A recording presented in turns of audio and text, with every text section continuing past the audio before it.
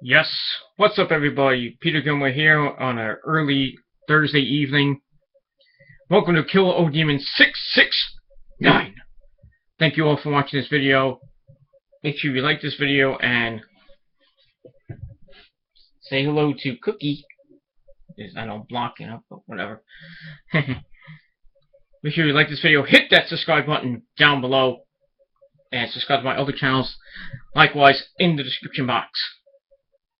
Alright, so I wanted to get this video up yesterday, but my camera fucked up, as usual.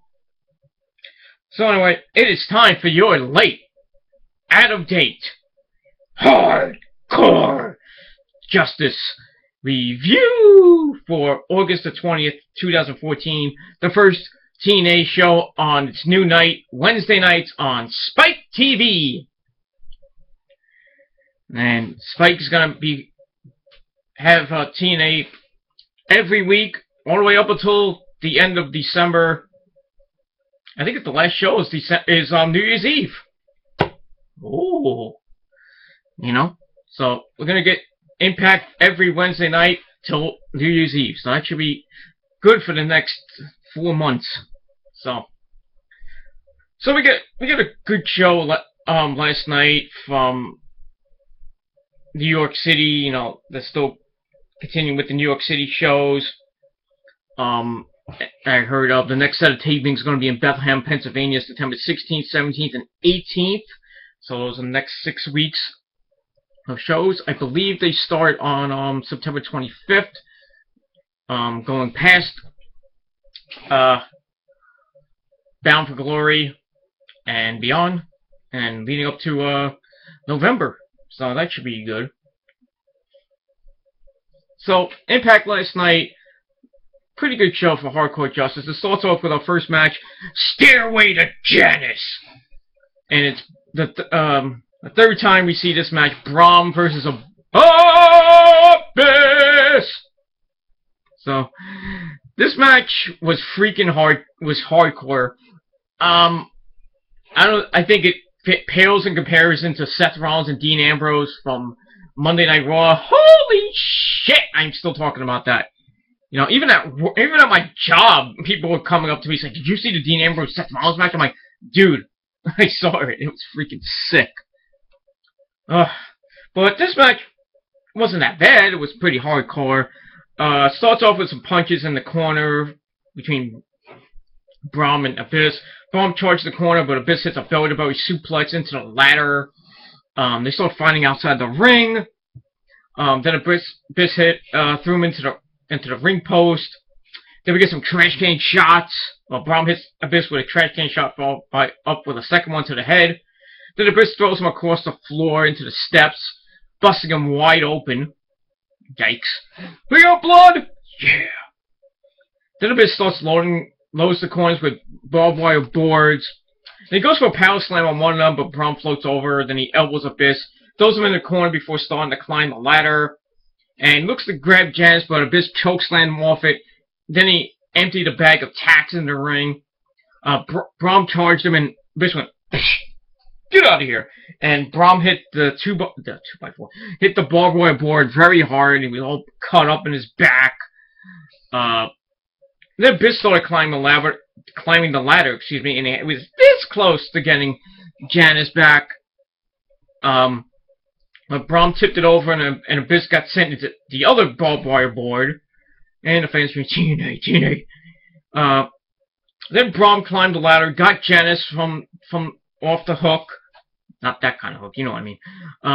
He climbs down the ladder. It looks like he's going to swing at Abyss's head. But Abyss grabbed him by the throat before hitting a black hole slam onto the tacks. Ow! Then Abyss got Janice, so he got his baby back for just a couple of seconds. But Brahm ducked the headshot and kicked him right in the balls. Then he takes Janice and, for the third week in a row, hits him right in the gut. I'm surprised Abyss still has a stomach from all those nail shots. Woo! So once again, Brahm wins the third week in a row, the third hardcore match in a row that these guys have been in, and Brahm basically is beating them all. He swept them. You know, I don't see where this feud can go from here. I really don't. I mean, Abyss is just there for hardcore, to be hardcore, and, you know, I know he wants Janice back, and I think he'll eventually get it back, but, I mean, where does this feud go? And when does it end? Because it's kind of getting pointless right now. But that's all I gotta say about that. So I gave the match 3.5 out of 5 stars. Then we go to the ring with Ethan Carter. He comes out with Rockstar Spud. Hello, love, Madam Carter. Oh, wait, you're home, Madam Carter. I'm gonna go to Nashville. I'm gonna feature tea and crumpets. Okay. And then Rhino is in the ring as well. And Ethan says he's glad that he was sent to jail by Kurt Angle because he learned some things while he was there. Yeah. How to get fucked in the ass and get shanked. That's how you learn. Then he says he realized who is responsible for Dixie Carter's injury. And he says it's Rhino. And Rhino's like, huh? Really? Huh? You know, he's doing the Scooby-Doo. Then he chews out Rhino and blames him for the whole thing. And Rhino's like still shocked. And then Ethan says Rhino owes him his career and he paid him a lot of money. And Rhino, you know, takes the mic and screams back at EC3. He says he needs to shut up or he's a dead man. That's right, beat his ass. And then Rhino tells Ethan that he can take his money and shove it up his ass. And he calls him a bitch. So Ethan's like, I'm a bitch? You call me a bitch? Well, if I'm a bitch, would a bitch do this? Smacked the taste out of Rhino's mouth. And then he started beating him up in the corner, and then Spud got involved, and he started beating him up 2-on-1. So I guess it's going to lead into a little mini feud between EC3 and Rhino, and Spud's going to be around there. Probably get speared to death every week. I really don't care. So I gave the match 3 out of 5 stars. It was okay. Alright, match number 2 for the X Division title. Samoa Joe defending against Low Ki, the #1 contender. Woo! This match was good. You know, I've seen a little bit better from them, but, you know, especially in ROH and in, you know, other federations, but this match was not that bad. Back and forth match throughout Joe set up for the Muscle Buster, but Low Ki blocked it, hit a double stomp on him in the corner. Then he swings off the ropes, but Joe ducks and goes for an elbow, but Low Ki drop kicks him in the turnbuckle. Set up for the Key Crusher. Joe counted out with a powerbomb. Nice, sick powerbomb for a close fall. Then he follows that up into a modified Boston Crab, where he really didn't sit down and, you know how the Walls of Jericho look, but he was, like, up further and he just, like held him like in a crab, kind of. Then he transitioned to an STF. The fans kind of booed it because Cena uses the STF. Then Low Ki made it to the ropes for the break. Then he kicks Joe, tries for a Key Crusher, but Joe throws him on the turnbuckles. He tries for another Muscle Buster, but Low Ki threw some elbows and some kicks. And then Joe came back with an Enziguri, crotched him on the top turnbuckle. Then he connects with a massive Muscle Buster for the win to retain his title. So, very good match. I could have expected a little bit more, but in any event, I gave it 4 out of 5 stars, and we'll see what happens from here with Samoa Joe being X Division champion for the 2 or 3 weeks he's held the belt. Alright, then we go backstage. We see Mr. Anderson! Wait for it. Wait for it. Oh, they're gone. Anderson! He's backstage talking about his I Quit match with Samuel Shaw coming up next. And he continues to mock Sam Shaw, and he says he's creepy and he doesn't like him. And then we see Sam Shaw hop a guardrail, and he tells Ken that Gunner is trying to help them, and Anderson should apologize to him because this is all his fault. Then Anderson gets all pissed off, and he starts hitting him, and then the brawl is on, and go to the ground, throwing punches as we go to commercial. So I gave the second 3 out of 5 stars, and that leads us to match number 3, an I Quit match. So they start fighting in the arena.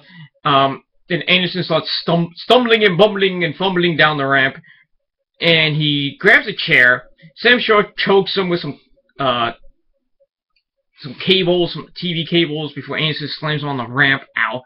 Gunner comes out. Gunner And he stares Anderson down, teasing a possible heel turn. He's probably going to be turning heel soon. And he watches as Sam Shaw slams Anderson into the barricade and the steps, and then whips him in the corner, bringing him back in, and then closes on Anderson before he locks him in the camel clutch. He'd fuck him in the ass, break his back, and make him humble. Yes. So Anderson fights out, hits a spinning neck breaker. Then Shaw slams him in the corner, but Anderson sidesteps a tackle. Sends Shaw into the ring post, shoulder first, and that's what Anderson was focused on near the end of the match. He hits a diving armbar. Then he applies an elevated Fujiwara armbar, and Gunner got in the ring, and I thought he was going to hit Ken for some odd reason. And then, Sam was like, no, I'm not gonna tap! And then Gunner's like, tap already! And then Sam was like, I quit! So, not the greatest I quit match in the world. I mean, I've seen worse. John Cena. But, it was an okay match. I gave it 3 out of 5 stars. Then we see the Hardys come out, Matt and Jeff, and they talk about their goal is to be the best tag team in the world. They call it Team 3D, because they want one more match with Team 3D. So they come out, and Bully says, well, before he says something, he says, do you know who we are? Meaning him and Devon. Yeah, we know who you are. They say they were talking early in the night, and he says they're the guys who put Dixie Carter through a table, even though Bully missed the table completely. Just saying. But they are also one of the best teams ever yet, 23-time tag team champions. Then he says it would be pretty cool if either team could be tag team champions. It'd be nice for them to get the tag team belts before they get inducted to the TNA Hall of Fame in October. And then he said that wouldn't it be nice if the Hardys were TNA tag team champions again? Since when were they tag team champions? I don't remember it. Just saying. So he says they need the Wolves to come out for this all to happen. So the Wolves come out, Eddie and Davey, and Eddie says that he wants to be a part of the greatest team ever conversation. I guess the Wolves can be put in that conversation because they are pretty good. And then Davey gets on the mic and says both teams have an open title shot anytime they want. So this is going to lead into a series of matches over the next 3 weeks. I believe it's 3 weeks. Between the Hardys, the Wolves, and Team 3D. And we'll see who the better team is and after these series of matches and who wins the tag team titles. So I gave the segment 3.25 out of 5 stars. It was pretty good. Alright, then we get Mike Tenay, the Professor Mike Tenay. He's with Dixie Carter in Tennessee. At a home, and Dixie's all bedridden. She can't move, she can't go anywhere. Selling the injuries, of course. She talks about how she knew she was badly injured after going through that table. She completely missed it.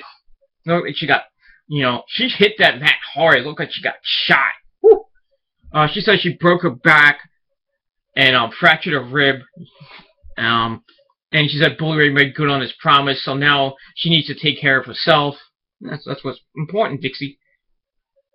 And she says that she's going to focus on business outside of the ring and not, the daily grind of what's going on. And she says that we will all see her again, probably at Bound for Glory. Just like they will see Ethan Carter again, and Carter's never forget. And today asks, well, what does that mean? What do you think it means, retard? Idiot. Then and Dixie's like, well, I'm not going to tell you because this interview is over. So she tells the camera crew to pack up and get the hell out. Then Mike's like, Mike Tenay's trying to get more answers, and Dixie blows a whistle and calling her husband Serge. Serge, I need my pillow, honey. I can't move. So Tenay's like, pack up, guys, let's go.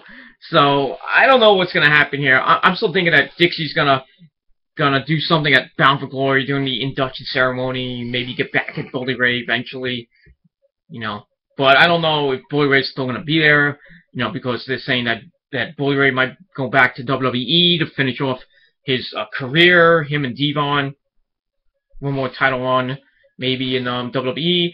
Or I think if Bully Ray and Devon go to WWE, it's probably gonna be for the WWE Hall of Fame, because I think they're really well deserved for that. Even and the Hardys. I wouldn't be surprised if both of them are in the Hall of Fame at the same time. I don't know if it's going to be at WrestleMania 31. I wouldn't be surprised if they get in at WrestleMania 31 or 32. But I think they will be going in sooner. Both teams, I think, will be going in to the Hall of Fame. And Edge and Christian. Because they revolutionized the TLC match and just changed the face of wrestling in like the Attitude Era into the Ruthless Aggression era. Just proven facts. So I gave the segment 3 out of 5 stars. All right, match number 4 for the Knockouts title, last Knockout standing match. Angelina Love with Velvet Sky in the corner taking on the champion Gail Kim. Whew, this was a good match. It wasn't Taryn Terrell, Gail Kim from Slammiversary 2013 quality, but it was freaking good. Gail runs down to the ring and chases Angelina, and he slams her into the steps before whipping her at the ring post. Angelina reversed it, but Gail stopped and clotheslined her, and then she charged the corner. Angelina flapjacks her into the turnbuckles. Then she hits a jawbreaker variation. She gets a lead pipe, it swings at Gail, but Gail ducked and dropkicked the cookie sheet into her face. Then she heads up top, and Velvet hits her with the cookie sheet, sending her all the way to the floor. So they start fighting on the outside. Velvet slams Gail down, and Angelina brings her into the ring after a 7 count. But Gail trips her up and applies a figure 4 on the ring post. Velvet broke it up. Then Gail whips Angelina into the barricade. She grabs a chair and tries to hit her with it on the ramp, but Velvet grabbed it. So Gail kicked her, knocked the chair out of her hands. Gail picked it up, hit Velvet in the stomach with it. Then she turns around and looks to hit Angelina in the face with it, but Angelina hits the Botox injection right in the face. Flush in the face. Ow. I mean, Gail took it like a champ. Whew.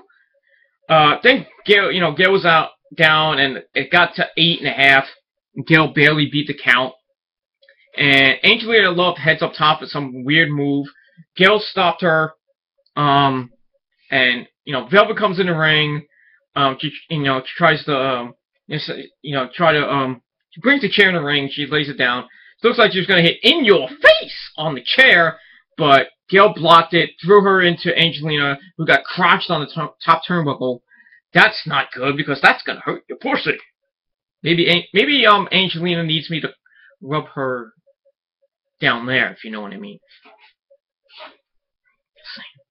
Just saying. Her and Velvet. I'll make them wet all night long. Yes. Sorry. So as Angelina is crotched on the top turnbuckle, Gail goes up and hits a belly-to-back driver onto the chair. Ow! And Angelina can't get up at the 10 count. So Gail retains her title. They're still teasing at the eventual breakup of the Beautiful People. Again, I think Velvet's going to turn heel and they're going to break up. They're just saying. Ding, your fruit is done.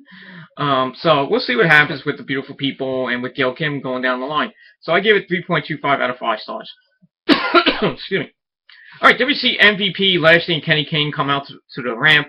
MVP says he unfortunately couldn't fight at Slammiversary, but his friend Bobby Lashley stepped up and fought Eric Young in the cage. He lost, and it was Mary's, and he lost.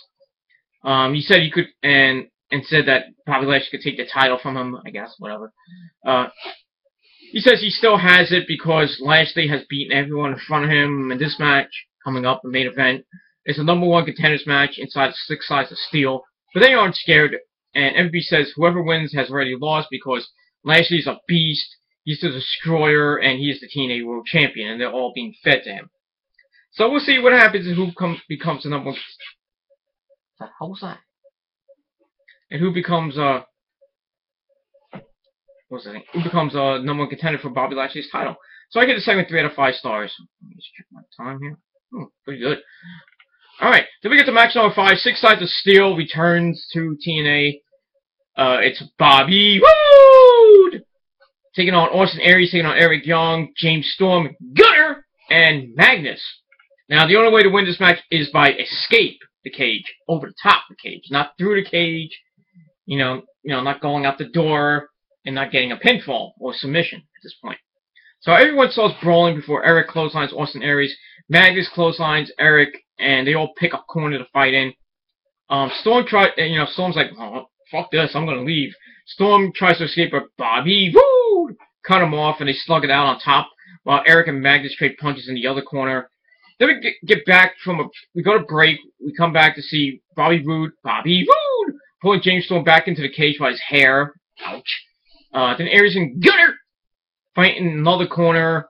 Roode puts Storm in the Crypto Crossface, or the Canadian Crossface, whatever you want to call it. Eric Young put Magnus in the sharpshooter, so I guess it was a, battle of which Canadian submission can do better. What is that noise? Whatever. Anyway, hearing things outside the studio. So we get near the end, and we see a very nice double Tower of Doom spot that it was fucking sick. Then Bobby Roode and Eric Young climb. They're the only ones left in the ring. I'm like, well, one of us is gonna have to win. So they climb the opposite corners of the cage and they drop down at the same time. It looked like. So looking at it, it might have been like this much that Eric Young might have won by maybe a smidge, but the referees Brian Stifler and Brian Hebner, had both men winning. They held up each other's arm. And Brian's like, "No, he won! No, he won!" So nobody knows who won. So I guess next week on the program, Kurt Angle's gonna tell us who won and what's gonna become with the #1 contender for Lashley's title. I'm sorry, I had a cold. So we'll see what happens and who becomes the #1 contender for Lashley's title coming up in a couple weeks, probably. Cage match itself was okay. I gave it 3.25 out of 5 stars. Hardcore Justice was pretty decent. It wasn't great, I expected a little bit better, but it was pretty solid. It wasn't good, Got a couple more weeks of the New York shows before we get to the Bethlehem, Pennsylvania shows in the next 6 weeks, leading into and out of Bound for Glory. I don't know, because Bound for Glory is October the 12th, and I would assume that these tapings would start probably on the 18th. Let me just check my calendar here. So I got the 24th and the 4th, I think, is the last New York taping.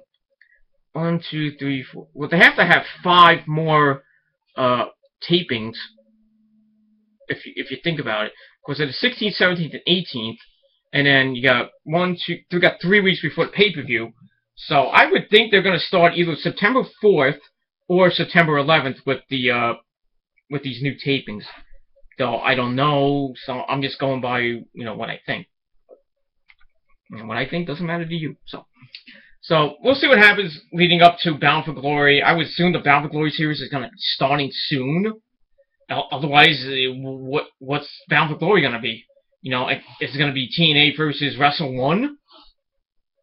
Even though it's going to be like New Japan taking on Ring of Honor at World of Worlds type of thing.